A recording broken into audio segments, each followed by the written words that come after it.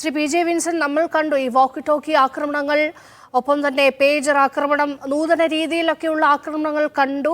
ഈ ഒക്ടോബർ 7 ആസന്നമാകാനിരിക്കുന്നു. അതിനി കുറച്ച് ദിവസങ്ങൾ മാത്രമേ ബാക്കിയുള്ളൂ. അപ്പോഴാണ് ഈ വിധത്തിലുള്ള പല വിധത്തിലുള്ള ആക്രമണങ്ങൾ ഉണ്ടാകുന്നത്. വലിയ ഒരു ചോദ്യമുണ്ട്, ഈ ഒരു വർഷം കൊണ്ട് ഇസ്രായേൽ എന്ത് നേടി യുദ്ധത്തിൽ എന്നുള്ളൊരു ചോദ്യമുണ്ട്. അതിനൊരു ഉത്തരം കൊടുക്കാനാണോ ഇത്രയും തിരക്കിട്ട നീക്കങ്ങളിൽ ഈ ആക്രമണങ്ങളൊക്കെ ഉണ്ടാകുന്നത്? യുദ്ധലക്ഷ്യങ്ങൾ മാറിക്കൊണ്ടിരിക്കും. ഏതായാലും ഹമാസിനെതിരെയുള്ള സായുധ നടപടി ഇസ്രായേൽ ആരംഭിച്ചപ്പോൾ അവർ പ്രഖ്യാപിച്ച 2 ലക്ഷ്യങ്ങൾ മുഴുവൻ ബന്ദികളെയും മോചിപ്പിക്കുക, ഹമാസിനെ ഇല്ലായ്മ ചെയ്യുക എന്നുള്ളതായിരുന്നു. ഈ 2 ലക്ഷ്യങ്ങളിൽ ഒരു പരസ്പര ഉടമ്പടിയുടെ ഭാഗമായി ബന്ദികളെ കൈമാറിയതല്ലാതെ സൈനിക നടപടിയിലൂടെ അവർക്ക് കാര്യമായി ബന്ദികളെ ഒന്നും മോചിപ്പിക്കാൻ കഴിഞ്ഞിട്ടില്ല. മാത്രവുമല്ല, ഹമാസിനെ തകർത്തു എന്ന് അവർ അവകാശപ്പെടുമ്പോഴും അവിടെ കെട്ടിടങ്ങളും ആ പ്രദേശം ഒരു മരുപ്രദേശമാക്കി മാറ്റിയത് ഒഴിച്ചാൽ ഹമാസ് എന്ന സംഘടനയെ തകർക്കാൻ അവർക്ക് കഴിഞ്ഞിട്ടില്ല എന്നുള്ളത് വാസ്തവമാണ്. അപ്പോൾ അത്തരത്തിലൊരു അവരുടെ പ്രഖ്യാപിത യുദ്ധലക്ഷ്യങ്ങൾ നേടി എന്ന് നമുക്ക് കരുതാൻ സാധിക്കില്ല. അതേസമയം ഇസ്രായേലിനും ഗസയ്ക്കും ഇടയിൽ ഒരു വലിയ ബഫർ സോൺ സൃഷ്ടിക്കാൻ അവർക്ക് സാധിച്ചു. സമാനമായ രൂപത്തിൽ കാർപ്പറ്റ് ബോംബിംഗ് നടത്തി ഒരു പ്രദേശം മുഴുവനും ജനാധിവാസ യോഗ്യമല്ലാതെ ആക്കി തെക്കൻ ലെബനനും ഹിസ്ബുള്ളയുടെ സ്വാധീന മേഖലയായ തെക്കൻ ലെബനനും ഇസ്രായേലി സെറ്റിൽമെന്റ്സിനും ഇടയിൽ ഒരു ബഫർ സ്റ്റോൺ ഉണ്ടാക്കുക എന്ന ലക്ഷ്യമാണ് ഇപ്പോൾ അവരുടെ ആക്രമണത്തിന്റെ പിന്നിലുള്ളത്. അപ്പോൾ ഇസ്രായേലിന്റെ ആഭ്യന്തര പ്രതിസന്ധിയും പ്രശ്നങ്ങളും ഒരു ഭാഗത്ത്, മറുഭാഗത്ത് അവർ വലിയ അത്യന്താധുനികമായ സാങ്കേതിക വിദ്യയും AI ഉപയോഗിച്ചിട്ടുള്ള യുദ്ധതന്ത്രങ്ങളും ഒക്കെ നടത്തുമ്പോഴും സാമ്പ്രദായികമായിട്ട് അവർ പ്രഖ്യാപിച്ച യുദ്ധലക്ഷ്യങ്ങൾ നേടാൻ പറ്റുന്നില്ല. മാത്രവുമല്ല, സാമ്പ്രദായിക യുദ്ധത്തിൽ വിശേഷിച്ച ഖാൻ യൂണിസിലെല്ലാം ഹമാസ് പോരാളികളുമായിട്ട് ഉണ്ടായ നേരിട്ടുള്ള യുദ്ധത്തിൽ വലിയ നേട്ടം ഉണ്ടാക്കാൻ കഴിഞ്ഞിട്ടില്ല എന്ന് മാത്രമല്ല, ആൾനാശവും ടാങ്കുകളുടെ നഷ്ടവും ഒക്കെയായി ഇസ്രായേലി ഡിഫൻസ് ഫോഴ്സിന് വലിയ ആഘാതം ഉണ്ടാവുകയും ചെയ്തു.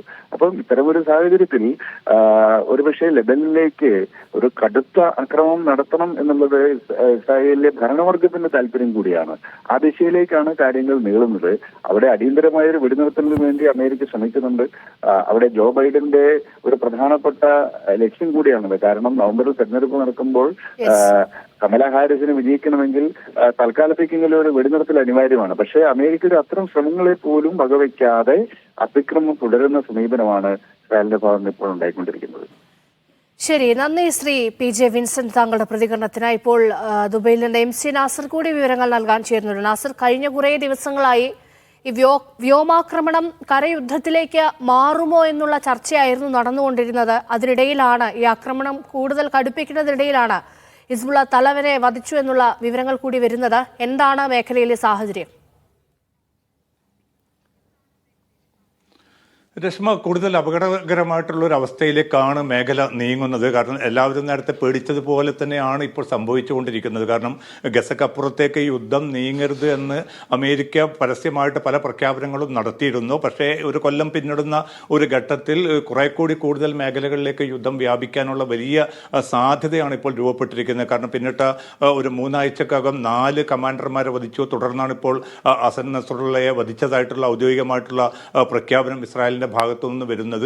ഇത് മാത്രമല്ല, സിവിലിയൻ കേന്ദ്രങ്ങളിലേക്ക്, കാരണം സൈനിക ലക്ഷ്യങ്ങൾക്കപ്പുറം സിവിലിയൻ കേന്ദ്രങ്ങളിലേക്ക് കൂടി ആക്രമണം വ്യാപിക്കുന്ന ഒരു സാഹചര്യം ഉണ്ടായിരിക്കുന്നു. ഏതാണ്ട് ഇപ്പോൾ 700-800-ലധികം പേർ കൊല്ലപ്പെട്ടതിൽ 50-ലധികം കുട്ടികളും വരും, നിരവധി സ്ത്രീകൾ ഉൾപ്പെടുന്നുണ്ട്. അപ്പോൾ സ്വാഭാവികമായിട്ടും ഈ ആക്രമണത്തിന്റെ ദിശയും അതിന്റെ വ്യാപ്തിയും കൂടുകയാണ്. അത് കേവലമായിട്ടുള്ള ലബനാൻ അതിർത്തി പ്രദേശങ്ങളിലോ അല്ലെങ്കിൽ ലബനാൻ എന്ന രാജ്യത്ത് മാത്രം അത് പരിമിതപ്പെടാനുള്ള സാധ്യതയും വളരെ വിരളമാണ്. കാരണം ഇപ്പോൾ തന്നെ ഇറാഖിൽ നിന്നുള്ള ആക്രമണം ഇസ്രായേൽ നേരിടുന്നുണ്ട്. അതോടൊപ്പം തന്നെ സിറിയ, യമൻ ഉൾപ്പെടെയുള്ള മറ്റ് പ്രദേശങ്ങളിൽ നിന്നുള്ള മിലീഷ്യകളുടെ വലിയ ഒരു മുന്നറിയിപ്പും പിന്നെ ഇത്തരം ഒരു ഘട്ടത്തിൽ ഉണ്ടായിട്ടുണ്ട്. അത് മാത്രമല്ല, ഇറാൻ വളരെ തിരക്കിട്ട കൂടിയാലോചനകൾ ആരംഭിച്ചതായിട്ടുള്ള റിപ്പോർട്ടുകളാണ് ഇറാനിൽ നിന്ന് വരുന്നത്. ഔദ്യോഗികമായിട്ടുള്ള പ്രതികരണം അതിശക്തമായിട്ടുള്ള ഈ ആക്രമണത്തെ അവർ അപലപിക്കുന്നുണ്ട്.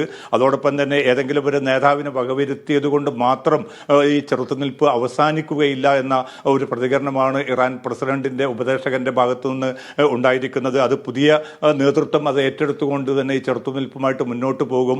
ഒരു തിരിച്ചടികളും ചെറുത്തുനിൽപ്പിനെ അവസാനിപ്പിക്കുകയില്ല എന്ന ഒരു കർശനമായിട്ടുള്ള മുന്നറിയിപ്പ് കൂടി ഇറാന്റെ ഭാഗത്തു നിന്നുണ്ടായിരിക്കുന്നു. കാരണം ലബനാൻ വിഷയത്തിൽ കുറെ കൂടി ശക്തമായിട്ടുള്ള ഒരു നിലപാട് വേണം, അല്ലെങ്കിൽ നടപടി വേണമെന്ന ഇറാനിയൻ ജനതയുടെ ഒരു ആവശ്യം കൂടി ഭരണ നേതൃത്വം ഉൾക്കൊള്ളുന്നതിന്റെ സൂചന കൂടി ഇപ്പോൾ അവിടെ നിന്ന് വരുന്നുണ്ട്. സ്വാഭാവികമായിട്ടും സിറിയൻ താല്പര്യങ്ങൾ, അതോടൊപ്പം തന്നെ ലബനാനിലെ താല്പര്യങ്ങൾ ഇറാനെ സംബന്ധിച്ചിടത്തോളം ഏറ്റവും പ്രധാനമാണ്. പക്ഷേ നെതന്യാഹു ആഗ്രഹിക്കുന്നത് ഇറാനെയും അമേരിക്കയും കൂടെ ഈ കളത്തിൽ ഇറക്കുക എന്ന വളരെ കൃത്യമായിട്ടുള്ള ലക്ഷ്യത്തോടു കൂടിയാണ് ഈ സൈനിക നടപടികളൊക്കെ തുടരുന്നത്. ഇപ്പോൾ ഏറ്റവും അവസാനം വരുന്ന റിപ്പോർട്ട് പ്രകാരം 2 ഡിവിഷന് പകരം 3 ഡിവിഷൻ സൈന്യത്തെ സജ്ജമാക്കി നിർത്തിയിരിക്കുകയാണ്. ഏത് സമയം വേണമെങ്കിലും ഒരു കരയാക്രമണത്തിലേക്ക്, കരയുദ്ധത്തിലേക്ക് നീങ്ങാനുള്ള വലിയ സാധ്യത കൂടി ഇപ്പോൾ രൂപപ്പെട്ടിരിക്കുന്നു. അതുമാത്രമല്ല, ഇതുവരെ നെതന്യാഹുവുമായിട്ട് കലഹിച്ചു നിന്ന പ്രതിപക്ഷ നേതാവ് യായിർ ലാപ്പിഡ് ഈ സൈനിക നടപടിയെ പൂർണ്ണമായിട്ട് പിന്തുണച്ച് രംഗത്ത് വന്നിരിക്കുന്നു. അത് നെതന്യാഹുവിനെ സംബന്ധിച്ചിടത്തോളം അദ്ദേഹത്തിന്റെ രാഷ്ട്രീയ അധികാരം ഒന്നുകൂടി അരക്കിട്ടുറപ്പിക്കാനുള്ള